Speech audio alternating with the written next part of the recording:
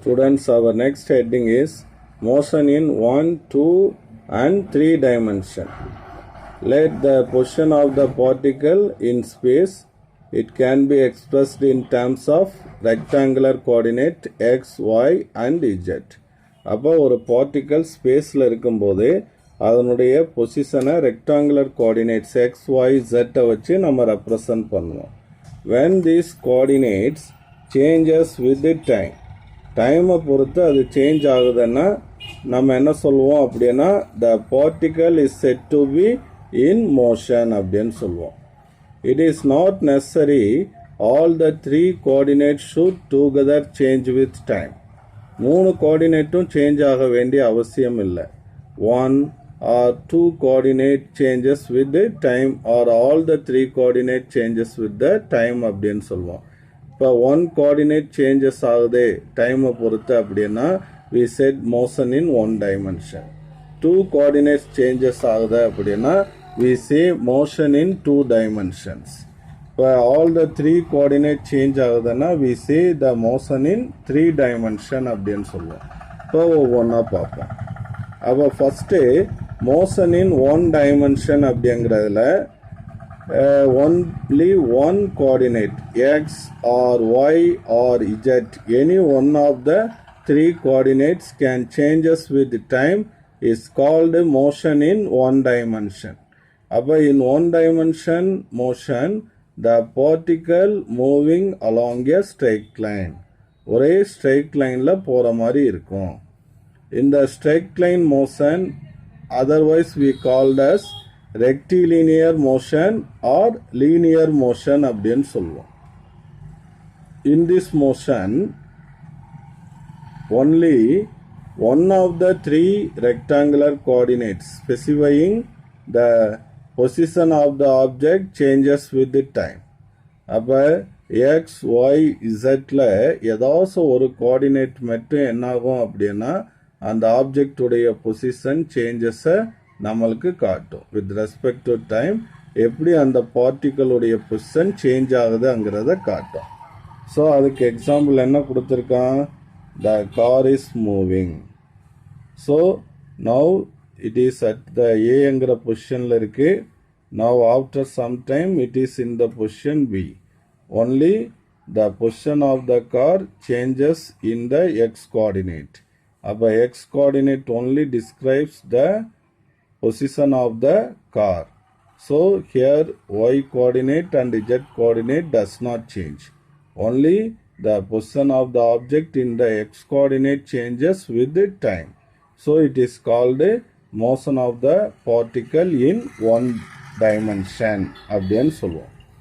இன்னும் சில எக்ஸாம்பிள் என்ன கொடுத்துருக்கான், motion of a train along a straight railway track. Train railway ட்ராக்ல மூவ் ஆகிறது. அடுத்து an object falling freely under gravity close to the earth.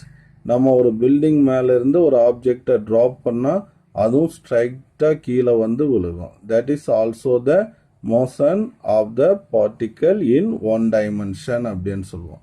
அடுத்து மோஷன் இன் 2 dimension. 2 dimension இப்படி 2D அப்படின்னு சொல்லுவோம். சிம்பிளாக மோஷன் இன் 2D அப்படின்னு சொல்லுவோம். அப்போ a particle moving along a curved path, ஒரு curved pathல அது travel பண்ணணும். The particle moving along the curved path in a plane, ஒரு planeல move ஆச்சுன்னா we say that it is motion in 2 dimensional அப்படின்னு சொல்லுவோம். அப்போ motion in 2 dimensional, 2 of the rectangular coordinates specifying the position of the object changes with the time. அப்போ 2 கோஆர்டினேட்டுடைய position change ஆகிட்டே இருக்கும்.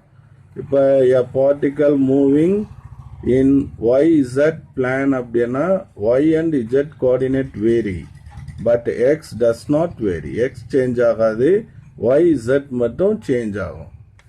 அதான் இங்கே படத்தில் காட்டியிருக்கான்.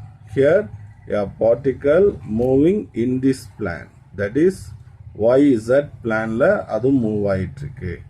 அப்போ only each point the position of the object is described by these 2 coordinates. So இந்த P1ல இருக்கும்போது அதனுடைய பொசிஷன் வந்து y1 z1 அப்படின்னு சொல்லுவோம். இந்த பாயிண்ட்டுக்கு வரும்போது y2 z2. ஸோ y1 இங்கே ஆரிஜின்லேருந்து y1ங்கிற டிஸ்டன்ஸ். ஸோ z1 அப்படின்னா ஆரிஜின்லேருந்து z1ங்கிறது இந்த டிஸ்டன்ஸ். ஓகேவா? இப்போ இந்த இடத்துல இருக்குது இந்த பார்ட்டிக்கல். அப்போ இந்த டிஸ்டன்ஸை வந்து y1 அப்படின்னு சொல்லுவோம். இதுதான் ஆரிஜின். இங்கிருந்து இந்த டிஸ்டன்ஸை z1 அப்படின்னு சொல்லுவோம். அப்போ here 2 coordinates used to specify the position of the particle. இப்போ சப்போஸ் இந்த பார்ட்டிக்கல் இந்த இடத்துல இருக்குன்னா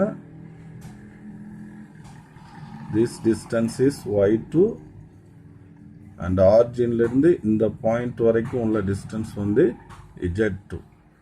அப்போ here the 2 coordinates vary with the time to describe the position of the object when the object moving in a plane அப்படின்னு நம்ம சொல்லுவோம். Here the one more coordinate, that is the x coordinate, does not vary. So it is said the motion of the particle in a plane அப்படின்னு சொல்லுவோம். So அதுக்கு ஒரு அழகான example என்ன கொடுத்துருக்கான்னா motion of a coin on a carom board. அப்போ இது ஒரு carrom போர்டில் இந்த காயின் மூவ் ஆகுது. ஸோ இதை நான் என்ன கோஆர்டினேட்னு எடுத்துக்கிறேன், Y கோஆர்டினேட்னு எடுத்துக்கிறவா.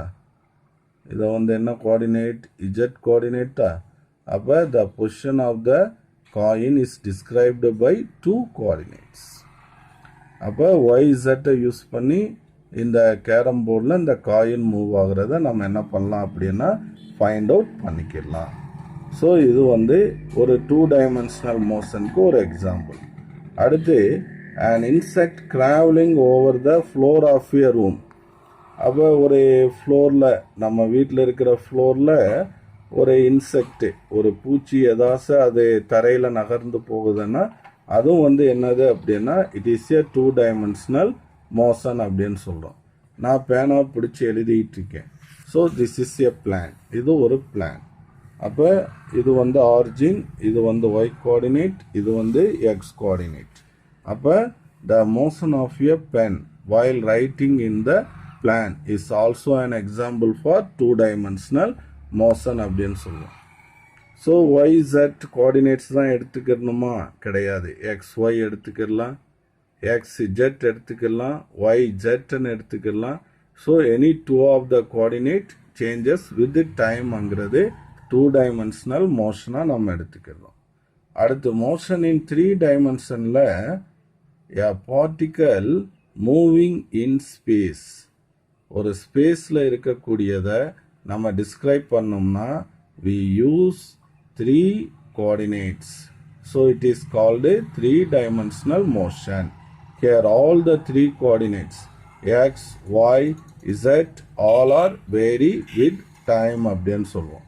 So a particle moving in usual 3 dimensional space has 3 dimensional motion அப்படின்னு சொல்லுவோம். In this motion, all the 3 coordinates specifying the position of an object changes with time. So all the 3 coordinate என்ன பண்ணும்? Change ஆகும் with respect to time. When a particle moves in 3 dimension, all the 3 coordinate x, y and z will vary அப்படின்னு சொல்லுவோம். அதுக்கு for example a bird fly in space, a kite fly in space. So இந்த மாதிரி இருக்கக்கூடிய motion எல்லாம் 3 dimensional motion அப்படின்னு சொல்லுவோம். 3 dimensional மோஷனுக்கு example பாருங்க. a bird flying in the sky, random motion of a gas molecule. So ஒரு கண்டெய்னரில் இருக்கக்கூடிய கேஸ் மாலிகுல், அதனுடைய மோஷன் 3 dimensionல தான் வரும். அப்புறம் flying of kite on a windy day.